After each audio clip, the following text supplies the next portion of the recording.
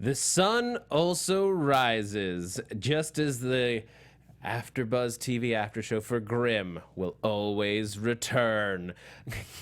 Welcome back, guys. It's the Grimm after show at AFTERBUZZ TV. We're going to talk about season 6, episode 8. Lots of cool stuff. There's a monster coming through the mirror, and is she Juliet again? Let's find out. You're tuning into the destination for TV superfan discussion, AFTERBUZZ TV. And now, let the buzz begin. Hey guys, Grimsters Gremlins, welcome back to AFTERBUZZ TV. I'm excited. I'm excited too. I'm always excited to talk about Grimm. Welcome back, guys. Make sure that you are subscribed to AFTERBUZZ TV on YouTube. Follow us on Twitter. All these places. All these places. All the places. iTunes, SoundCloud. We're on Instagram. You know, there's lots of places. Yeah, iTunes, SoundCloud, anywhere podcasts are found. I'm your host, Zach Wilson. You can find me on Twitter and Instagram at @ZachWilson. I got Yael Tygiel here. Hey everybody, I'm Yael Tygiel. I'm everywhere at Yael Tygiel. That's YAELTYGIEL. And I'm in the chat. People are going crazy talking about evoking. That's what they're talking about. Interesting. Yeah. All right, we fade out the theme song before it plays again, even though I do like hearing it. I love hearing it. Let's start with Tari Miller is a little under the weather. Yeah. Send him your well wishes. I disagree. Or tell him to or suck your it up. adoring hatred. Yeah. Say, suck it up, Tari. You can send them to him on Twitter at TariJ. TAURIJAY. Thank you to all of you joining us live. We always appreciate you guys tuning in, especially when there's like a major other event going on. What, is there a sport thing today? No. Oh. No. Okay. Playing dumb, yeah. I don't know what's happening Doesn't today. suit you. Thanks. It sounds like an insult, but it was absolutely not. All right, let's start with the quote. Quote it. No man chooses evil because it is evil. He only mistakes it for happiness. Okay. That's Mary Shelley.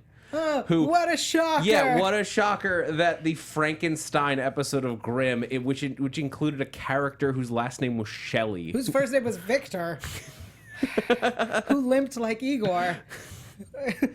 I wonder what you're referencing here, Grimm. They've made a monster. He's alive. Really? Really, guys? He's alive. It was so subtle.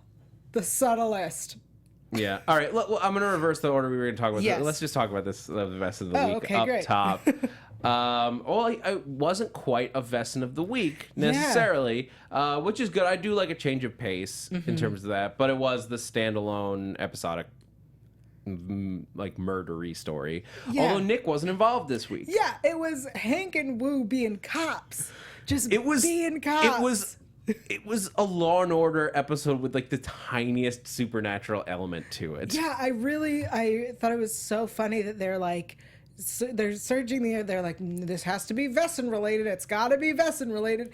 And it kind of was. I mean, it was wasn't. in that there was like mystical stuff around it. Well, it wasn't Vesson related. It was these doctors who were not Vesson who put together a being who was originally not Vesson. It just happened to be the pieces they used were Vesson. Yeah.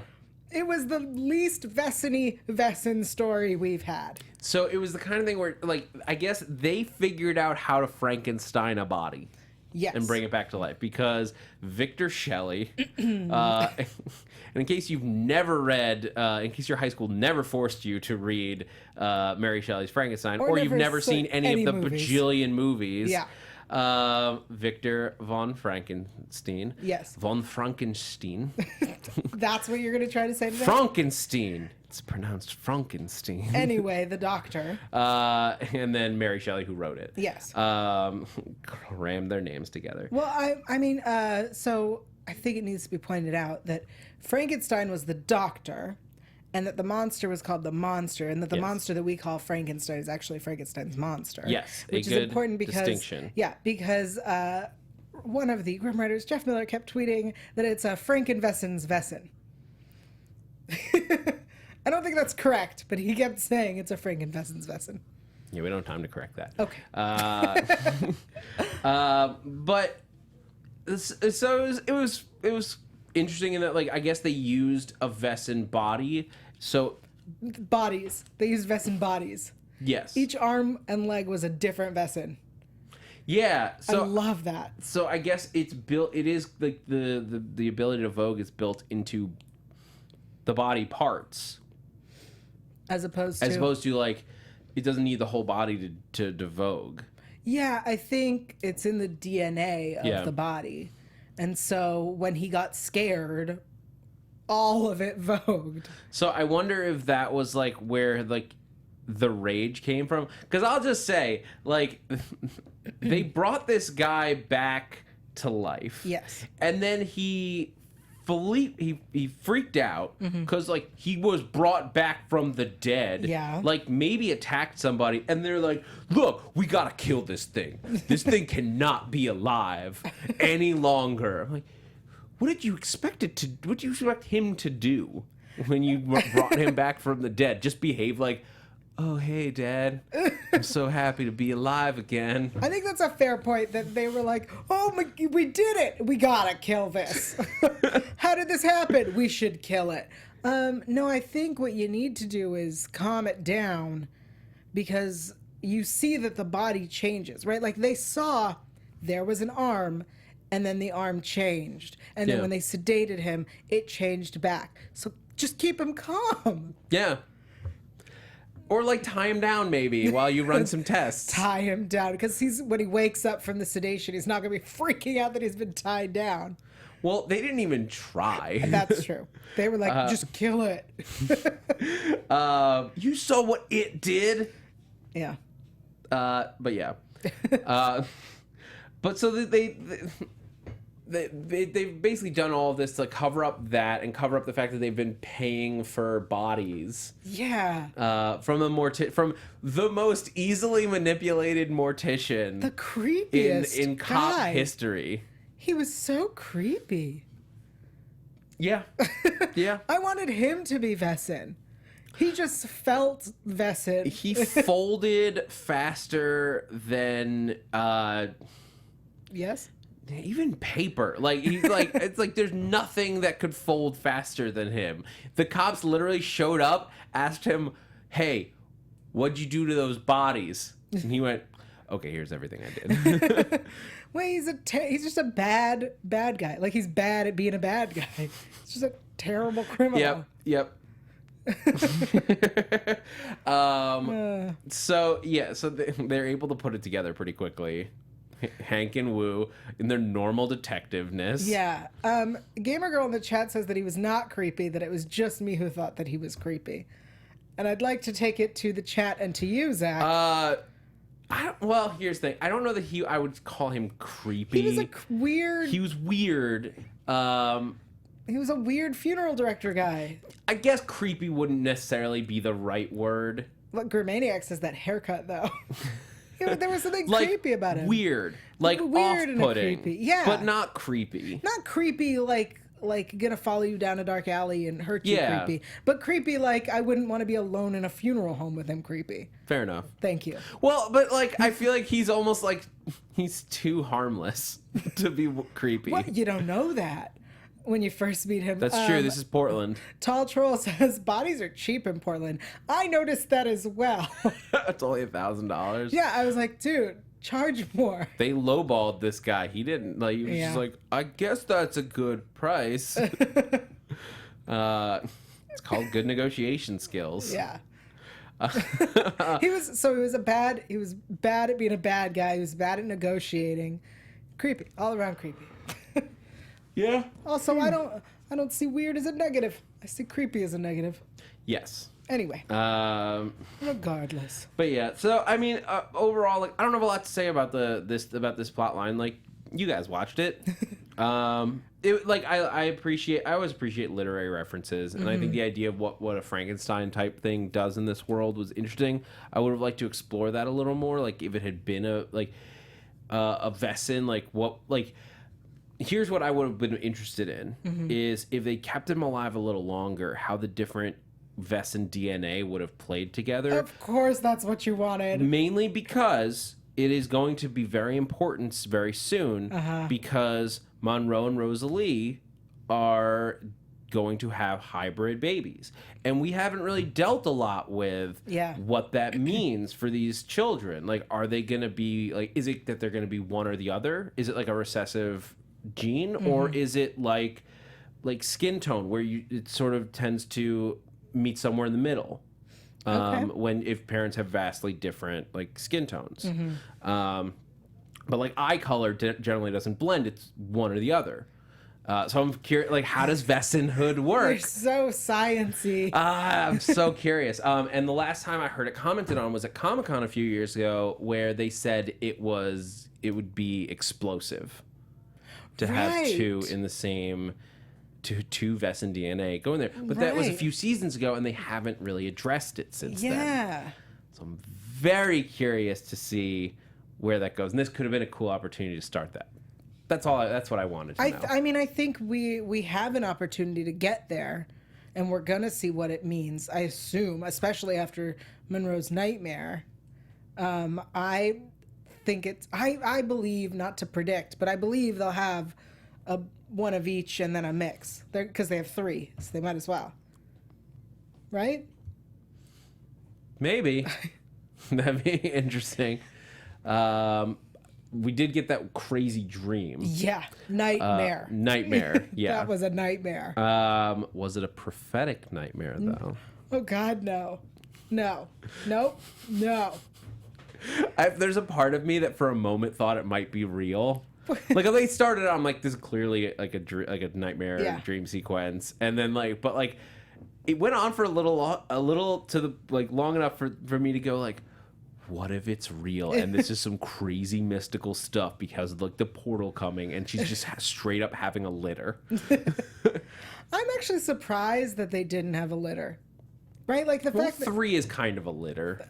It's a small litter. Yeah, I was just surprised because I just felt like with the types of Vesson that they are, that 15 seems reasonable. Even most dogs do not have 15 children. Well, according to 101 Dalmatians, you have a lot, right? Really skewed the average. That's where I get my knowledge. It's from Disney movies. But dogs do tend to have 5 to 7 kids at once. But they're not full canines. They're half human, so half as many. 3. Fine. I wanted them to have 15. That's still a lot of babies. 15. It's a lot of babies. Yeah. Kendall says Fuchsbaden. Fuchsbaden. I like it. I like Fuchsbaden. It's a nice one. A litter of Blutbot. Whoa. Oh, no, that's scary.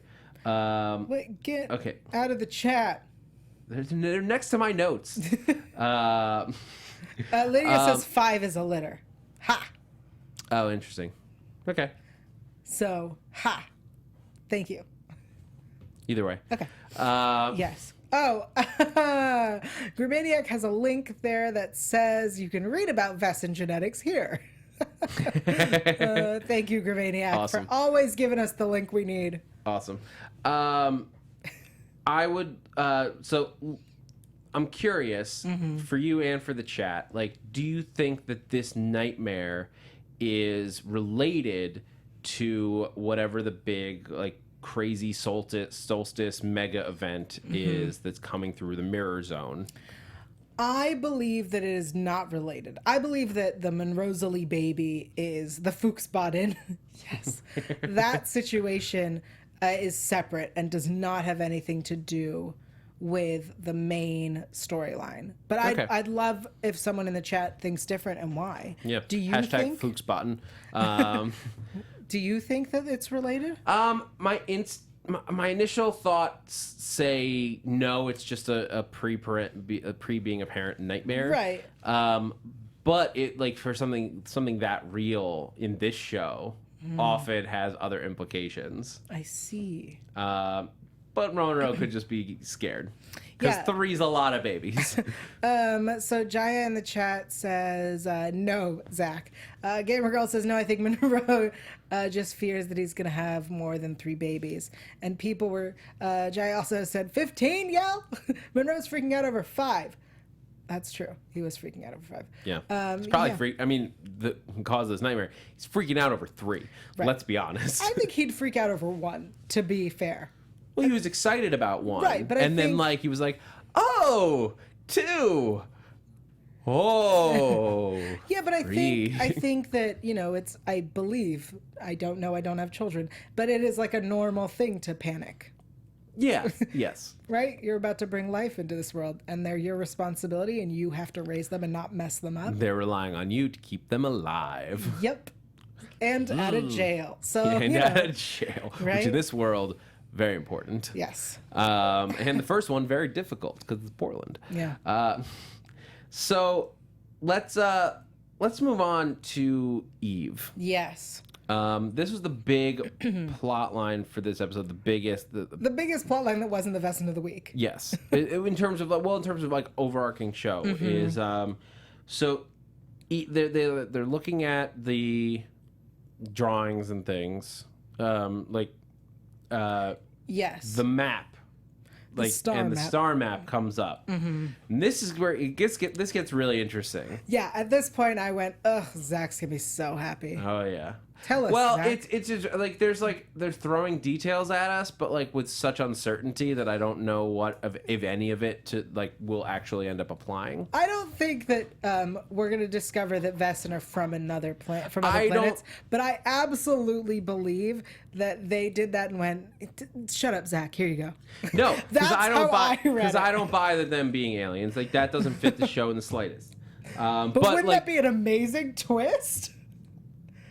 Because we never saw it coming.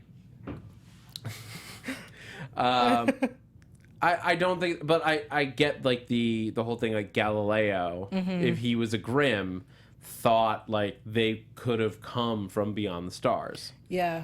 Because they're alien to him. So Sure. it's like they must have come from somewhere else.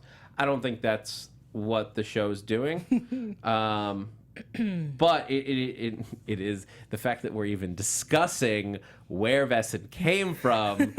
It's making me real excited that we might get some answers, or at least hints of answers before the end of the year. Did you by chance get the name of the artist that painted the mural?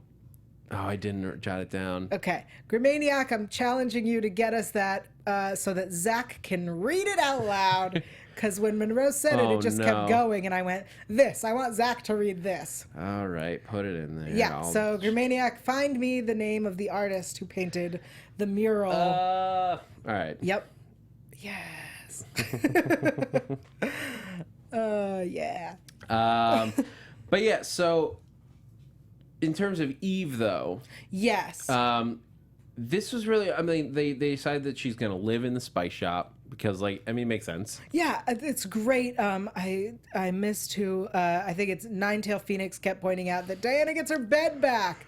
Absolutely. Because we were wondering how that was working out. Yeah. And I appreciate that it was Eve who was like, I can't keep staying there. Yeah, super. But, like, it says a lot that Nick was like, no, you should stay. Like, he one, didn't feel right kicking her out, but also, like, is he trying to keep her around? So, like, look, first of all, first a joke. Yeah. Now that Eve's finally out of there, Natalie can go back to banging. What? There's a weird adult living in the, like, other side of a fake wall. What is Natalie supposed to do?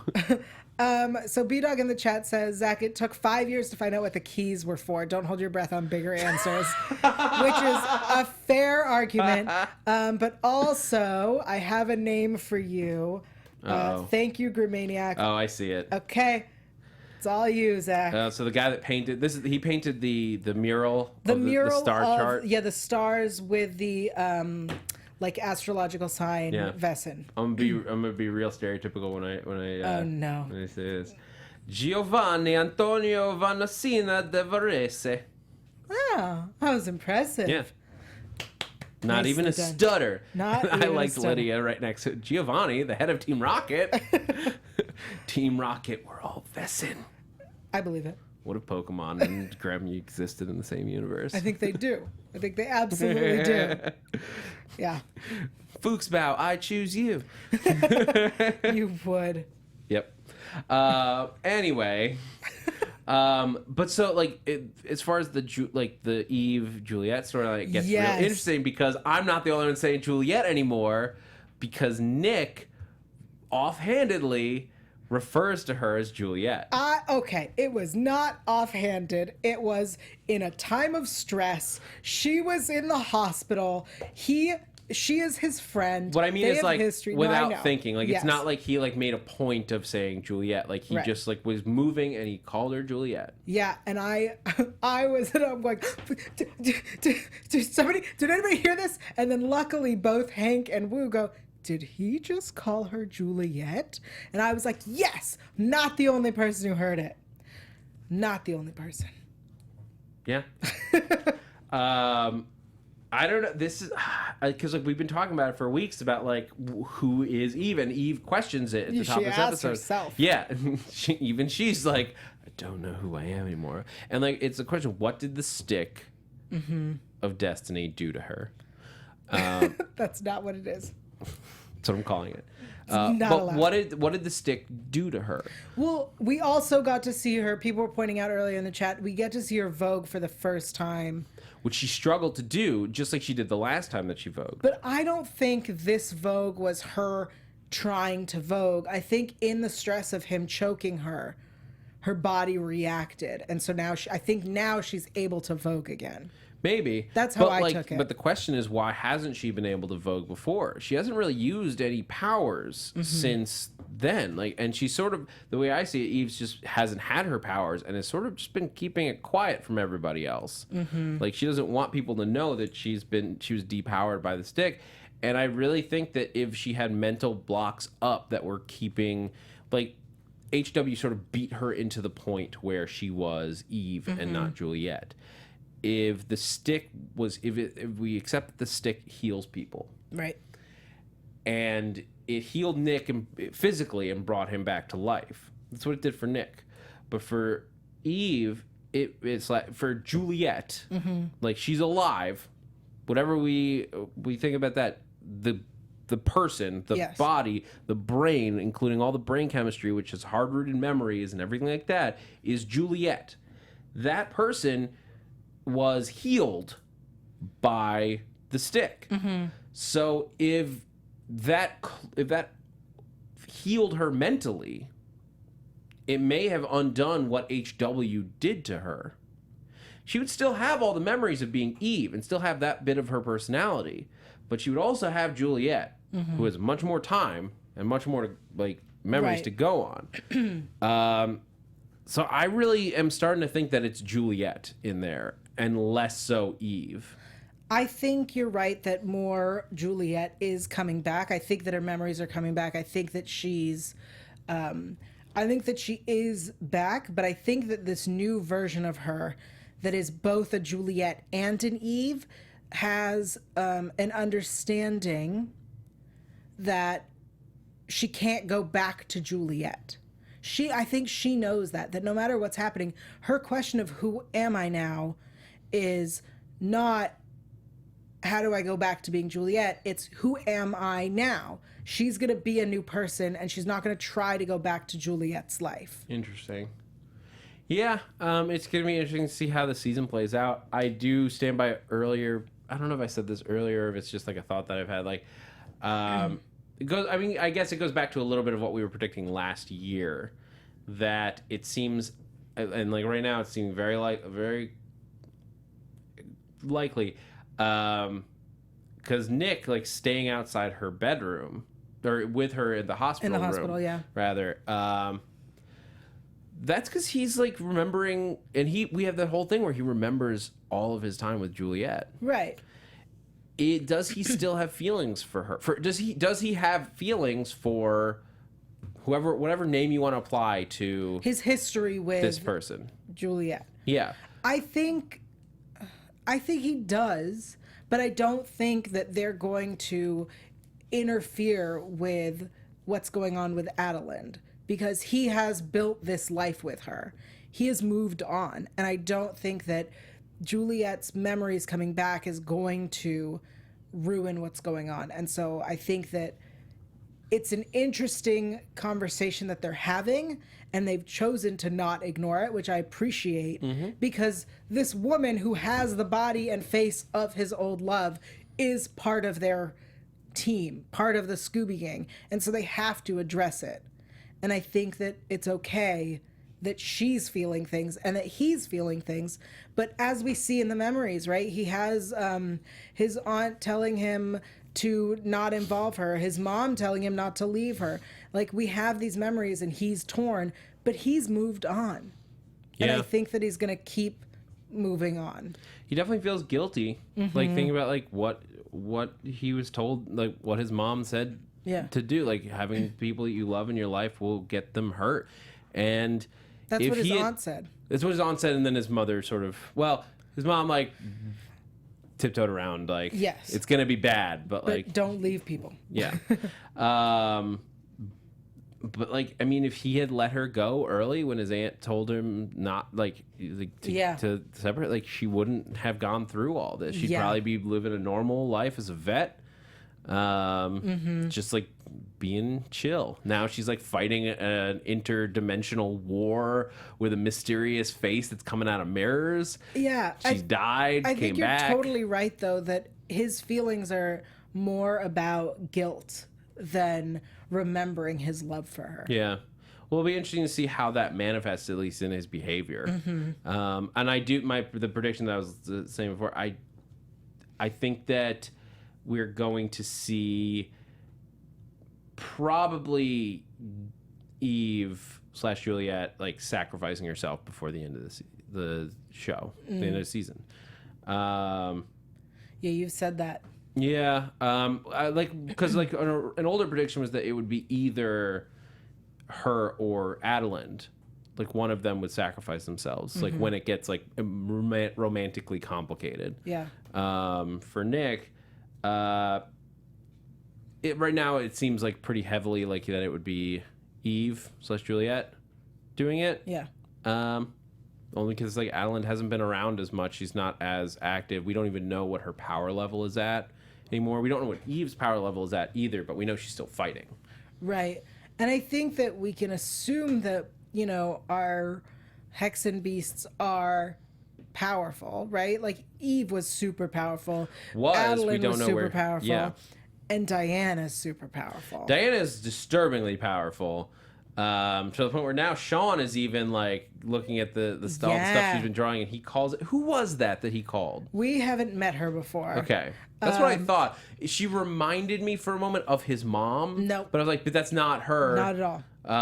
His mom was blonde, and didn't speak Russian to him.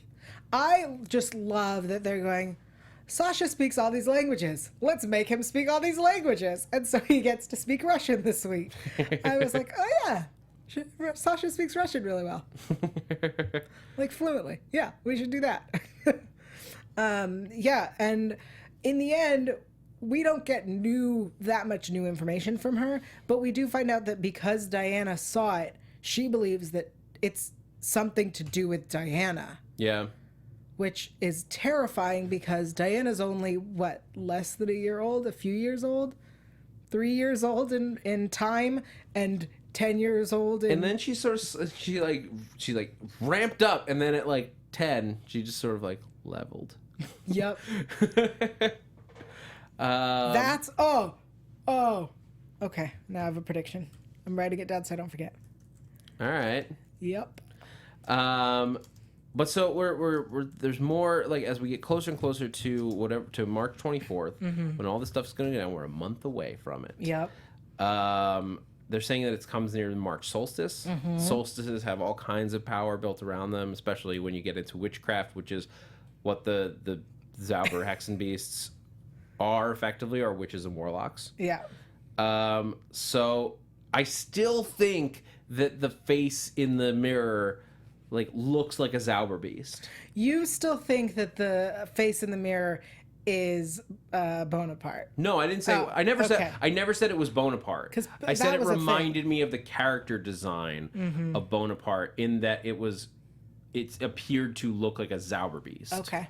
But I do not think that it is actually Bonaparte. You don't think that Bonaparte is coming through the mirror from hell to take Eve down? No. Okay. There was...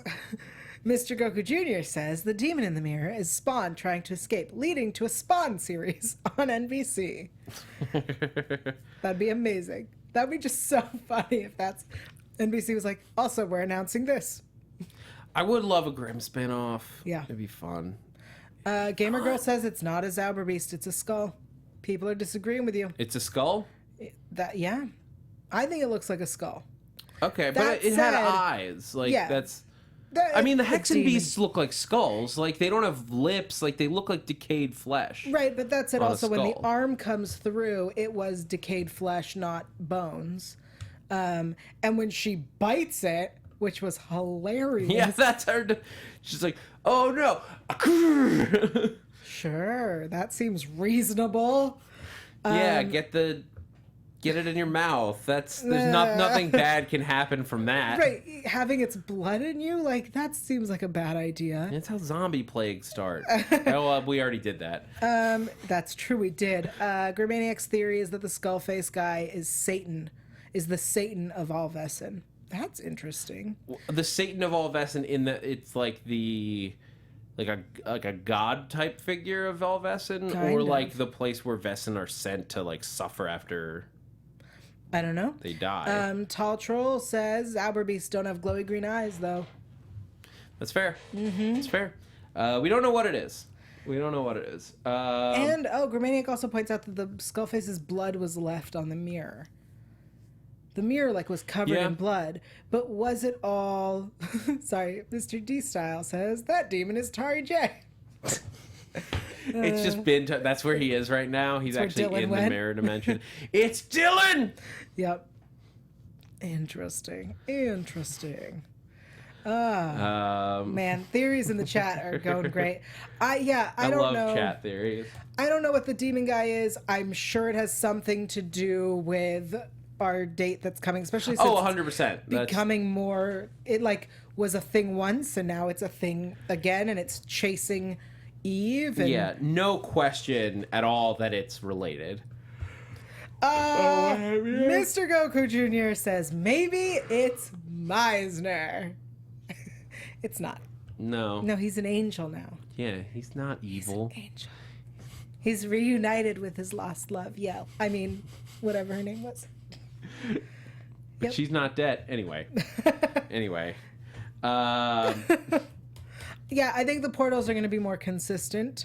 And I think that, we should head into predictions now. Yeah, let's do some predictions, which we've been doing for 10 minutes.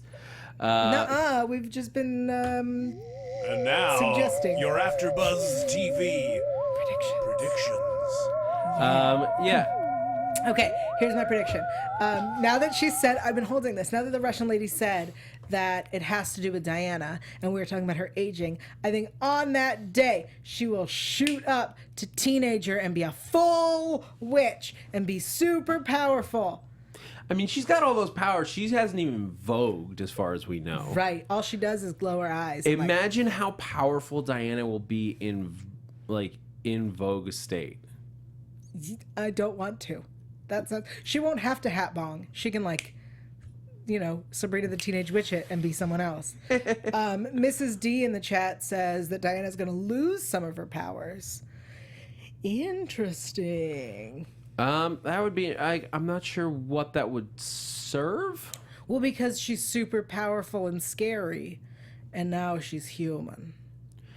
But she hasn't done anything that would make that I think that basically it's gonna be this skull face dude is gonna come through, and then Diana is gonna wind up on one side or the other, Yeah. and it's gonna be a thing of whichever side Diana chooses, and as I say this out loud, it's probably gonna come down to mommy versus daddy. Yeah.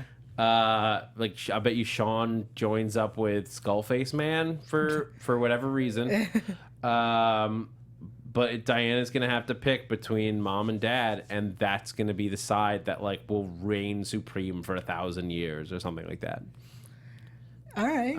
Like this could be like like what effectively like is the Grimm version of like the coming of the Antichrist, like the apocalypse type of thing, which like wouldn't be able to happen except with someone of such insane power. Maybe. As Diana. I just wonder when we're getting back to the main story, right? Like to focus on it. Well, we have we're episode 9, 8. 10, 11, 12, 13. We have 5 episodes left. And 12 is the date that something happens. So that gives us 3 episodes until the big event. But I want those 3 episodes to stop being the best of the week. I know, I do too. But next week, it looks like that's not what's happening. I know. I know what it looks like. Something in the woods. It's all bark and more bite. And then vines attack them. Okay. That's what it looks like. We'll see. We'll see what happens. Hopefully, we'll push that forward even more. Yeah. But yeah, I mean, there are a million ways it could go, and what that event is. Any other predictions on what it could be? I mean, we've predicted that everyone becomes Vessin, or we've predicted that all the Vessin are forced to vogue and be outed, and we've predicted that the opposite happens, where all Vessin lose all their powers. We've predicted so much stuff that it could go either way, and I think I wonder what would be an interesting twist on something we haven't thought about. I want a surprise. I want it to be something that we haven't thought of. Hellmouth. Portland becomes a Hellmouth. I've said it, becomes a and I Hellmouth. want it. Yep, that's it. Mirrored Hellmouths. Interesting. All right. Why not? Mirrored Hellmouths. And on that note, I think we're going to wrap it up for this week. What mirrored Hellmouths? We've gone off But the thank deep you end. guys so much for joining us for this episode of the Grimm After Show. I'm your host, Zach Wilson. You can find me on Twitter and Instagram at @ZachWilson. I'm Yael Tygiel. You can find me everywhere at Yael Tygiel. That's YAELTYGIEL. I'm on other shows here, such as Law & Order Special Victims Unit, which is on hiatus again until mid-March, because it does that. Agents of S.H.I.E.L.D. also went on hiatus unexpectedly for a month. Yeah. I'm real upset about it. Also on the Switch to Birth After Show for the final season. Gay Weekly Roundtable on Thursdays. I'm trying to think of other shows that I do. Legion! How could I forget? Legion! Yeah, we do that one late Wednesday nights for all the X-Men fans. I know there are a lot of people talking X-Men in the chat, so join us for Legion. Nice. Yeah. Well, we will be back next week for episode 9. Oh, yeah. People tweet at the actors you want. You want David in here. You tell him to come in here. You want Bitsy. Tell her. Tell him. Yell at him. Don't yell at him. Be polite. Be polite. Tag me in it. Yeah. But this has been the Grimm After Show. Thanks for geeking out with us. Thanks for geeking out with us. From executive producers Maria Menounos, Kevin Undergaro, Phil Svitek, and the entire AfterBuzz TV staff, we would like to thank you for listening to the AfterBuzz TV network. To watch or listen to other after shows and post comments or questions, be sure to visit AfterBuzzTV.com. I'm Sir Richard Wentworth, and this has been a presentation of AfterBuzz TV. Buzz you later. The views expressed herein are those of the hosts only and do not necessarily reflect the views of AfterBuzz TV or its owners or principals.